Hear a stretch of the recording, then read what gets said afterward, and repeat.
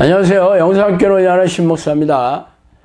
오늘은 11월 1일주 영성학교 훈련 내용에 대해서 말씀드리겠습니다. 세례 요한의 때부터 천국은 침노를 당하나니 침노하는 자는 빼앗느니라. 마태복음 11장 12절 말씀이죠. 내가 죄인임을 인정하고 나를 위해 십자가에서 죽으시고 부활하신 예수 그리스도를 마음의 진심으로 영접한 사람은 그리스도의 영을 선물로 받을 뿐 아니라 영원히 빼앗기지 않는 천국을 소유하게 됩니다. 그러나 이 기가 막힌 이 소식을 복음으로 알고 신앙생활을 시작하는 모든 크리스천들에게 이 말씀은 이해하기 어려운 난해한 성경 구절이죠. 침노하다란 말은 무력으로 싸워서 무자비하게 빼앗는다는 말이기 때문입니다. 기도 훈련을 시작하면 이 말씀이 피부에 와닿게 되죠. 하나님을 만나는 것을 방해하는 악하고 더러운 어둠의 권세를 실감하고 또 이들과의 전쟁에서 승리하지 않으면 천국은 아무리 열망해도 우리와 상관없는 꿈에 불과하다는 것이 우리 영성학교 식구들에게 직면한 현실입니다. 그것은 이상한 일이 아닙니다. 우리가 하는 영적 싸움은 사실 이기는 것이 불가능한 싸움이기 때문이죠. 눈에 보이지 않는 실체에 대해서 정체를 파악하기도 불가능한데 천사와 동급의 능력을 가진 그들의 공격을 막아내고 이긴다는 것 자체가 게임이 안 되는 싸움입니다. 그래서 성경은 우리에게 침노해야만 천국에 들어간다고 말씀하시죠. 그것도 그들을 제압할 수 있는 무력을 가지고서요. 당신이 천국을 소유하려면 천국에 대한 정보만 가지고는 들어가기 턱도 없습니다. 우리가 무력으로 상대해야 하는 적이 누구인지 알아야 하고 그들을 이길 수 있는 무력이 있어야 하며 무력을 사용하여 대적하고 이기는 방법을 알아야 합니다. 지금까지 교회에서는 천국에 대한 정보는 가르쳤지만 우리가 대적해야 될 영적 존재와 영적 전쟁에 대해서는 무지합니다. 게다가 거짓된 정보로 적들의 교란 작전에 이미 말려들어서 적의 실체조차도 파악하지 못하고 있고 무력이 있어도 사용법을 모릅니다. 이러한 얘기를 처음 듣거나 어느 정도 동의하고 고개를 끄덕이고만 있다면 천국은 생각하지도 마세요. 첫 번째는 승리의 증거입니다. 그러면 안 보이는 적들과 싸워 이겼다는 것을 어떻게 증명할 수 있을까요? 행복하게 사는 것입니다. 사는 게 즐거운 거죠. 하나님의 나라가 임한 증거가 내 마음에 나타나야 합니다. 자유함, 기쁨, 평안이죠. 걱정도 없고 두려움도 없습니다. 겉으로 아무 문제가 없어 보여도 마음이 굶주리고 목말라서 만족이 없고 답답한 상태에서 그럭저럭 살아가고 있다면 이 세상 통치자이자 주관자인 어둠의 영 아래서 살고 있는 것입니다. 이 어둠의 지배자인 사탄은 우리의 능력으로 이길 수 없습니다. 무력으로 싸워서 이겨야 합니다.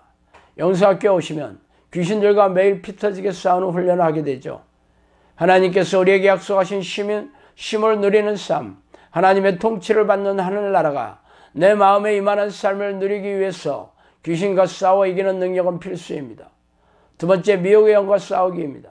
하나님을 전심으로 부르면 나가는 하급 귀신과 몸을 공격하고 사건 사고를 일으키는 중각 귀신들과 달리 미혹의 영은 마귀급의 고급 영이며 지옥의 영인 사탄의 수하에 있습니다.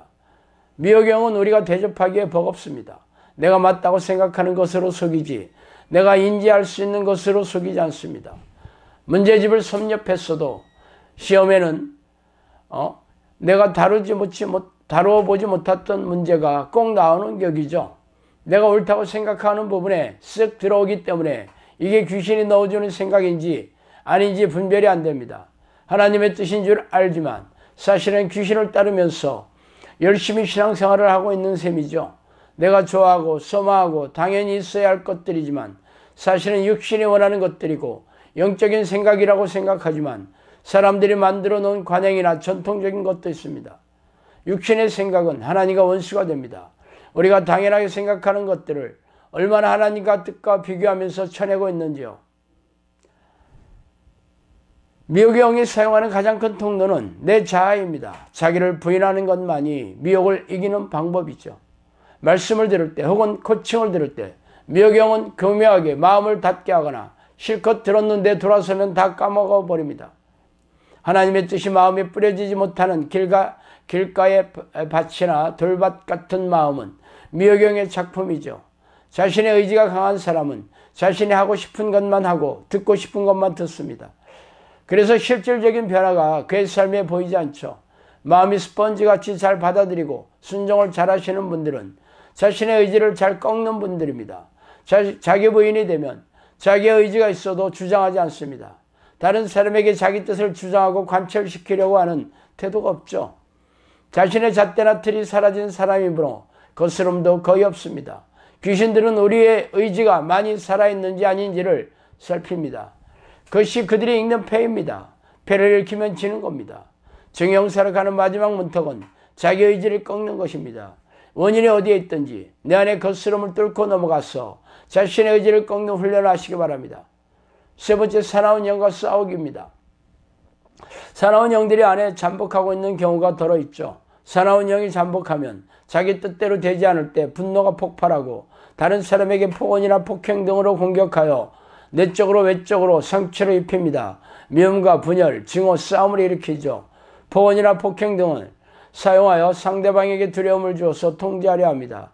이런 공격을 가할 때 내공이 없으면 인간적인 방법을 사용하게 되지만 그렇게 되면 귀신의 통제 아래에 들어가게 됩니다. 사나운 영이 잠복한 사람이 가정에 있으면 가정이 추토화되고 아이고 내 팔자야 하다가 지옥으로 떨어지겠죠. 먼저 이런 사나운 영을 제압하는 성령의 능력을 갖춘 사람이 되어야 합니다. 우리가 가진 무력은 바로 예수 보혈의 능력입니다. 예수 보혈의 능력을 사용하려면 믿음의 칼날을 갈아야 하죠. 이 싸움은 믿음의 싸움이니까요. 귀신을 제압할 수 있는 영적 능력으로 무지막지하게 축출해야 합니다. 평소에 기도에 내공을 쌓아두지 않으면 만만치 않습니다. 그뿐 아니라 귀신의 패를 읽을 줄 알아야 합니다. 이것은 평소에 귀신과 치열하게 싸운 사람만이 가지게 되는 영적 분별력입니다. 귀신이 어떻게 우리를 속이는지 알아야 합니다. 사나운 영이 사용하는 전략은 상대방을 두렵게 해서 기도를 못하게 합니다. 통제당하고 있는 것인데 인간적인 방법으로 해결할 수 없습니다. 아이들도 귀신이 잠복해 있지만 중학생이 되기 전에는 힘을 사용하지 못하다가 중학생이 넘어가면 본격적으로 반항하기 시작합니다. 고등학생이 되면 부모가 할 수 있는 게 거의 없죠. 대학생이 되면 그때부터 각자 인생을 살아야 합니다. 어렸을 때 하나님을 경외하는 훈련을 시켜서 귀신이 집을 짓지 못하도록 몰아내야 합니다. 아이의 마음에 미련한 것이 얽혔으나 징계하는 채찍이 이를 멀리 쫓아내리라. 잠언 22장 15절이죠. 네 번째, 성령께서 당신의 삶을 만져주시는 증거입니다. 성령께서 영성학교를 통해서 하시고자 하는 사역은 네 가지입니다. 믿음이 머리에서 가슴으로 내려오는 사역, 문제 해결, 기도와 말씀으로 양육하는 사역, 영적 해갈, 신앙의 숙성입니다. 믿음이 가슴으로 내려오게 되면 순종하게 되죠.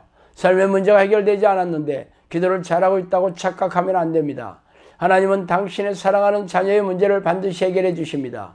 말씀과 기도 훈련의 결과는 영적 해갈과 숙성된 믿음으로 영혼 구원의 사역에 드려지는 것입니다. 영성학교에서 훈련할 목표는 이 영혼 구원에 자신을 드릴 사람이 되는 것이죠. 자신의 직계 가족은 당연히 이 기도 훈련을 빡세게 하고 있어야 합니다. 주 예수를 믿으면 너와 내 가족이 구원을 얻으리라 하신 약속이 이루어지고 있어야 합니다. 나의 기도의 내공에 따라 성령께서 가족의 마음을 만져주셔서 기회를 주시죠. 그 기회를 스스로 잡는 것은 다른 문제입니다. 내 가족뿐 아니라 다른 사람들도 구원의 강가로 이끌 수 있어야 하는 사람이 배출되어야 하는 것이 영성학교의 목표입니다. 그러나 인위적인 방법으로 전도하는 것이 아니라 성령을 앞세워서 전도하죠. 성령의 사람을 만드는 일이므로 성령께서 처음부터 개입하셔야 합니다.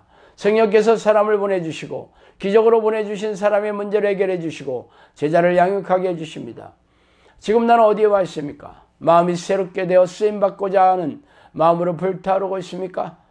바라는 마음만으로는 그치고 있는 것은 소용이 없고 내가 뭘 바꿔야 하는지 버려야 하는지를 샅샅이 찾아서 행하고 있어야 합니다. 다섯 번째, 본받는 자가 되라 입니다. 그러므로 사랑을 받는 자녀같이 너희는 하나님을 본받는 자가 되고, 에베소 5장 1절이죠. 우리가 하나님의 사람이 되고자 할 때 하나님을 본받는 삶을 추구해야 합니다. 우리가 아직 빛의 자녀이거나 빛의 자녀로 살기를 원하며 애쓰는 자에게는 착함과 의로움과 진실한 성품의 열매가 맺혀집니다. 열매가 없는 일에 참여하지 않습니다. 또한 책망을 받는 태도가 겸손합니다. 성경에는 거만한 사람은 책망을 해주는 사람을 미워하며 책망하는 사람의 허물을 잡아서 역공합니다. 그러나 겸손한 사람은 자신을 책망해주는 사람을 사랑합니다. 책망을 감사하고 정직하게 받을 줄 아는 사람은 책망을 통해서 지식과 지혜를 소유하게 됩니다. 우리는 성령을 모시는 순간 완벽하게 변화되지 않습니다. 옛 습관이 남아있기 때문이죠. 방향 전환을 했더라도 내 삶에 주렁주렁 달렸던 옛사람의 열매들은 한순간 모두 없어지지 않기 때문에 책망을 받아야 빛으로 드러나게 되고 순종을 통해 열매를 맺는 빛이 자녀된 삶으로 들어가게 됩니다. 에베소 5장 14절에는 잠자는 자여 깨어서 죽은 자들 가운데 일어나라 말씀하고 계시죠. 잠든 자가 누구입니까? 책망을 받을 수 없는 사람, 주님을 기쁘시게 할 것이 무엇인지 깨닫지 못하는 사람, 영적으로 어두운 상태에 있는 사람, 영적 분별력이 없는 사람입니다. 주님께서 내게 비추어 주사 고쳐주시고 빛의 자녀로 삼아주시고자 하실 때 예스하며 받는 사람은 부드러운 흙 같은 마음을 가진 사람입니다. 그러나 그건 아닌 것 같아요. 도저히 받아들일 수 없어 하는 태도를 가졌다면 돌같이 단단한 마음을 가진 것입니다. 내 심령이 부드러운 흙같이 되어야 토기장이신 주님께서 자신의 형상으로 우리를 빚으실 수가 있습니다. 단단한 돌같은 심령의 사람을 어떻게 빚으시겠습니까? 그런 사람이 주님 저를 주님의 형상으로 빚어주세요 라고 기도한다면 아마도 주님은 그를 세상의 채석장으로 데려다가 정으로 깎으셔야 할지도 모르겠습니다. 주님께서는 어떤 말씀을 하시든지 받아들일 수 있는 마음, 깨어질 수 있는 마음, 어떤 모양의 그릇이 될지라도 그 뜻대로 변화될 수 있는 마음의 상태를 준비된 지혜로운 사람이 되어야겠습니다. 자, 오늘 여기까지 하겠습니다. 감사합니다.